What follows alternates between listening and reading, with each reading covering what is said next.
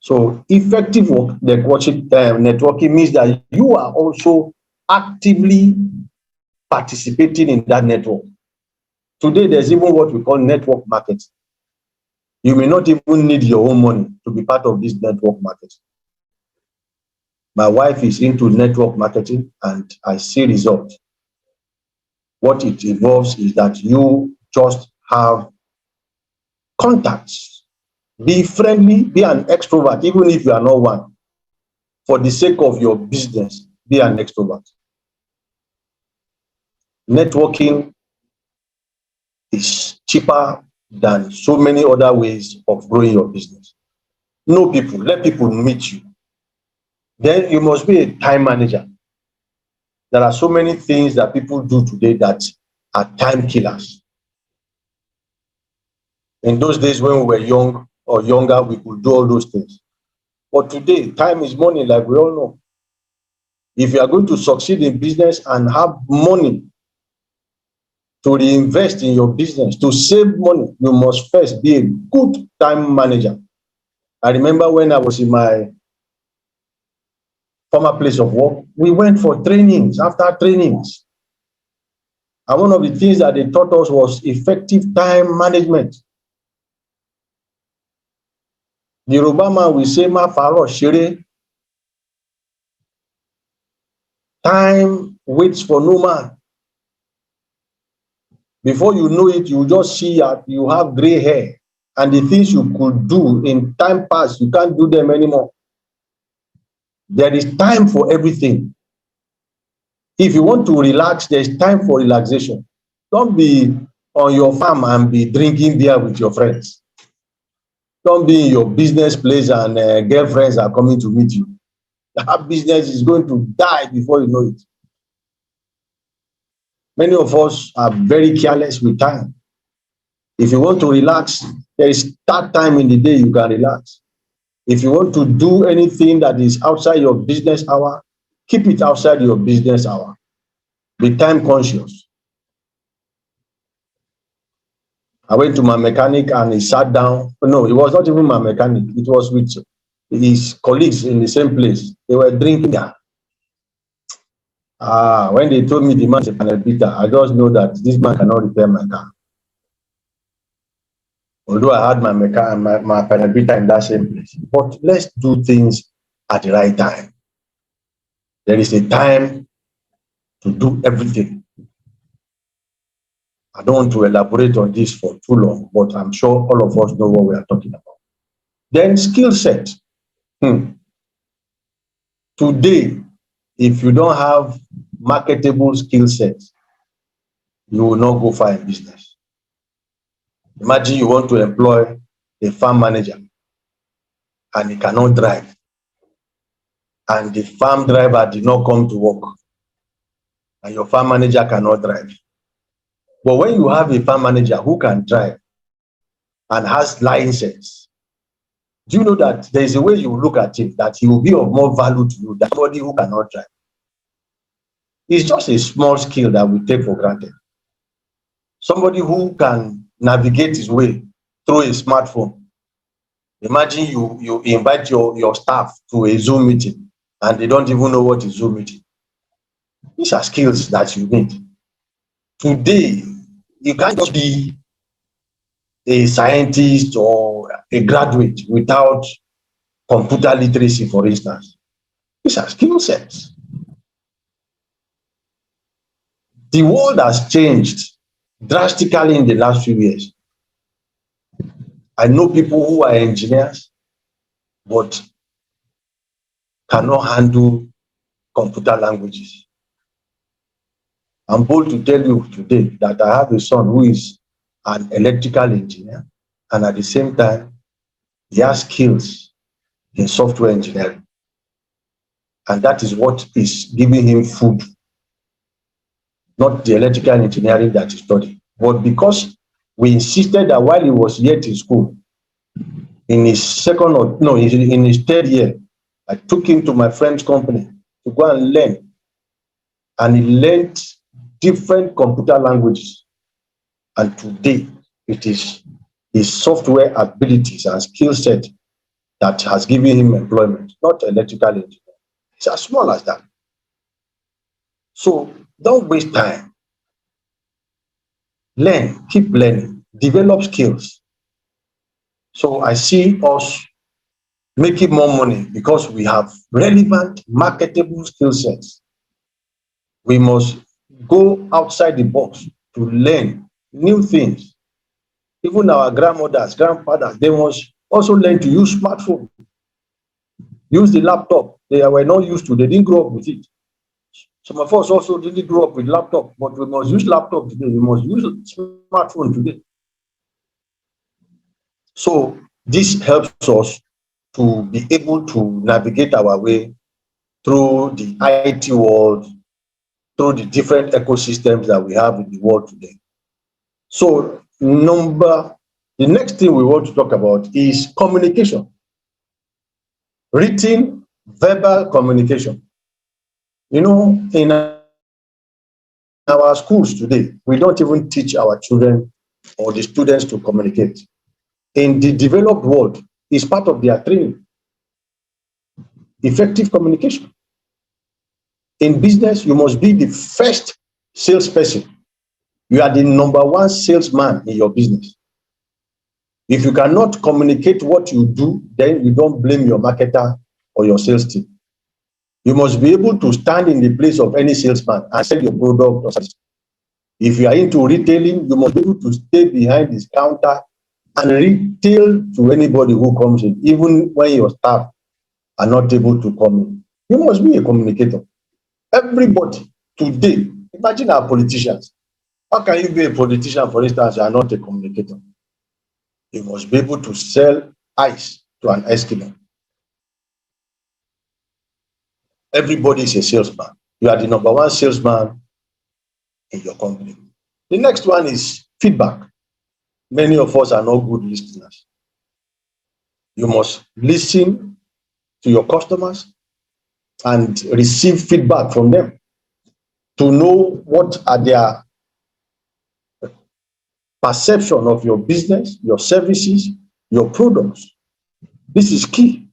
We must have channels that will get us to hear from our customers. Otherwise, it will be a monologue. It should be a dialogue. There must be channels in place to help us to get feedback from our customers. Many of us are guilty of this, but it shouldn't continue. And it comes out of this networking, communication, and feedback is a byproduct of effective communication and networking. Then you must be up to date. Many of us are still doing the same thing and you're expecting a different result. Somebody said that is madness. Be up to date. Catch up. Thank God for what Dr. Kennedy said. Travel. Invest in conferences, in seminars. Go out. Meet people who are doing better than you, who have information that you will need. Sometimes it's very expensive to travel, but honestly, for me, there's nothing as educating as going to a different country to see what they are doing. When I went to China, I saw what they were doing. I was amazed. China has overtaken everybody. If you don't see what other people are doing, you will celebrate mediocrity. And you become very complacent. And that's the problem with the Nigerian livestock industry. We have some herders who are insisting that they will continue to be nomadic. It can't happen. It is bound to fail. It cannot work. They must be updated, they must be trained, and this nation has spent so much on training the Fulanis, yet they have refused to update themselves. We used to have the Nomadic Education Commission. So what happened to all those nomadic men who were educated? All right, next slide. We must be creative. We must do something other than what we are doing now. There is a way.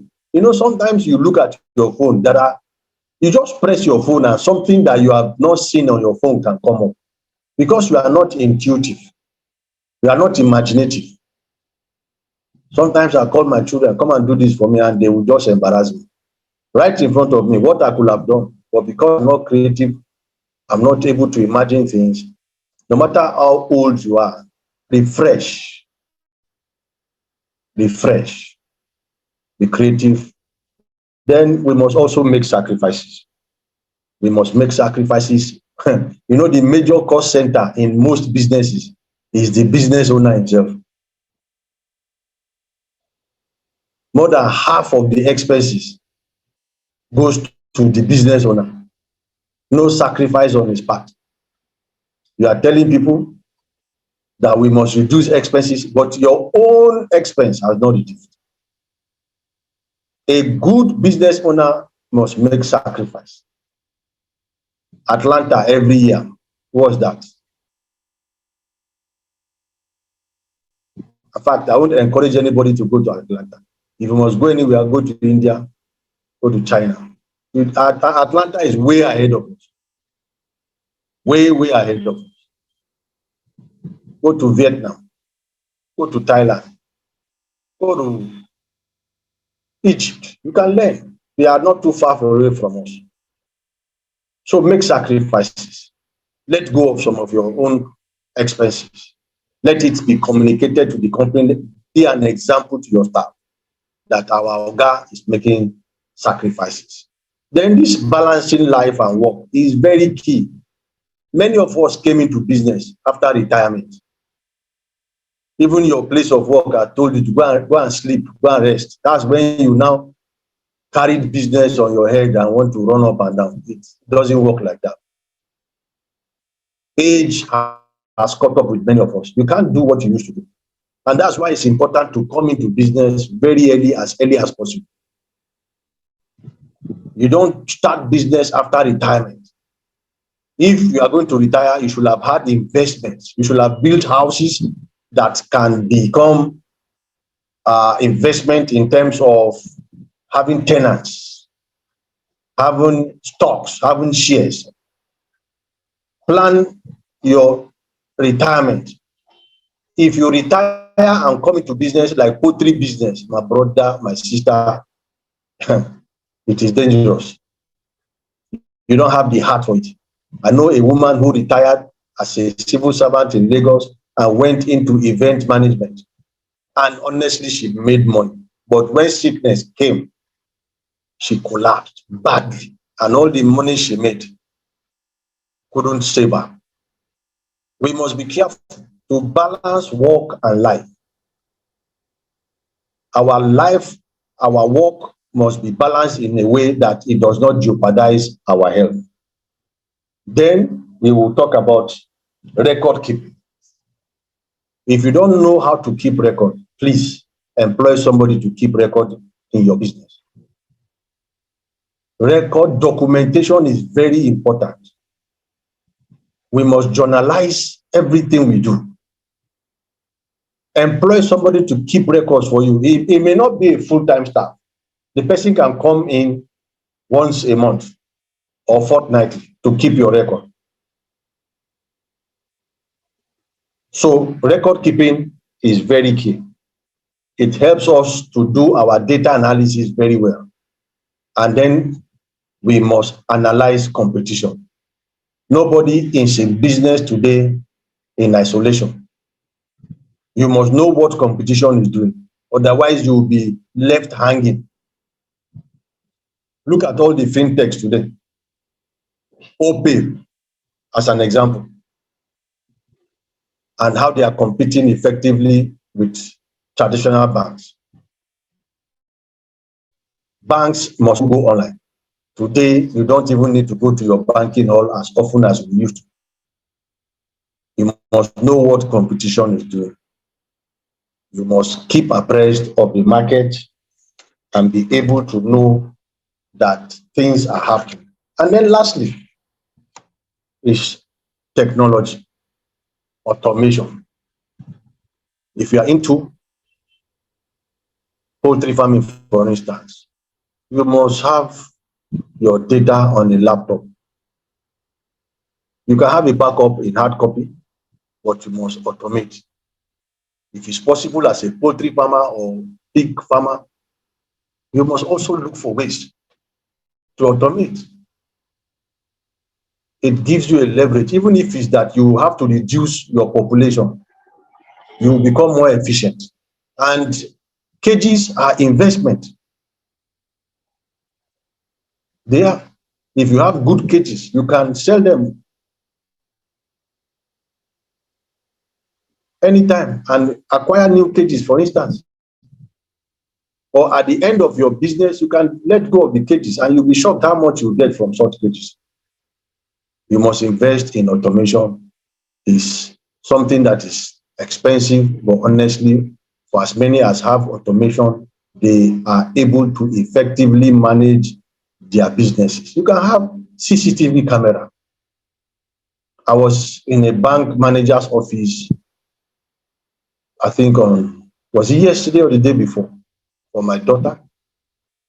And I saw right in front of him, I counted 24 cameras that he was looking at. And these are real time and they are recorded. So you can always go back and see what is happening. And then some of them come with audio. You can hear what your farmers are saying, even if you're in America. I have a farmer like that. He hears his farmers or his workers on the farm. Apart from seeing them, he's listening to their conversation. This may not be good with you, but it's what is happening today. I have a friend who has a factory in LA. He came to my house to greet me, and right on his iPhone, he was showing me his factory. Real time. So embrace new technology. And then there is a matter I want us to look at, is that how do you measure success in your business? Number one is your financial statement.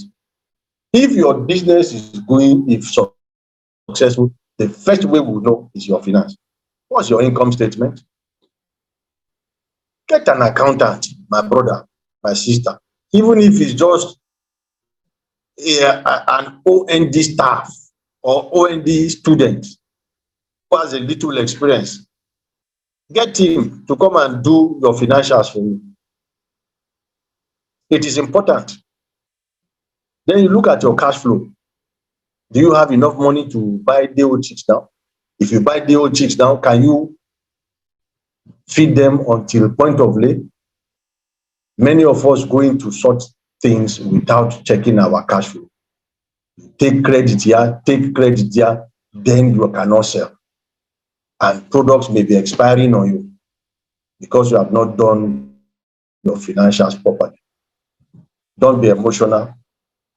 Be very, very professional. And then we'll talk about customer satisfaction. It's not enough to be making money.